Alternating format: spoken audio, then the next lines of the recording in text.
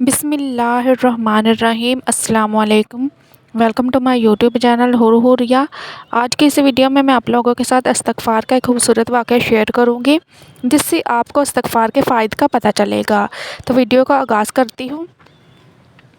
امام احمد بن حنبل رحمۃ اللہ علیہ فرماتے ہیں، ایک مرتبہ مجھے عراق کے ایک گاؤں میں رات ہو گئی۔ میں ایک مسجد میں رات گزارنے گیا۔ کافی رات ہونے کی وجہ سے چوکیدار نے روک دیا۔ میں مسجد کے باہر فرش پر ہی سو گیا۔ ایک خدا ترس مجھے گھر لے گیا۔ وہ شخص چلتے پھرتے اٹھتے بیٹھتے ہر وقت استغفار پڑھ رہا تھا۔ صبح ہوئی تو میں نے اس شخص سے پوچھا، استغفار کا کوئی فائدہ ہوا؟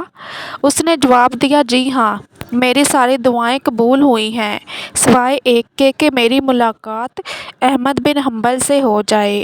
آپ رحمۃ اللہ علیہ مسکرائے اور کہا، تمہاری دعا قبول ہوئی، میں احمد بن حنبل ہی ہوں۔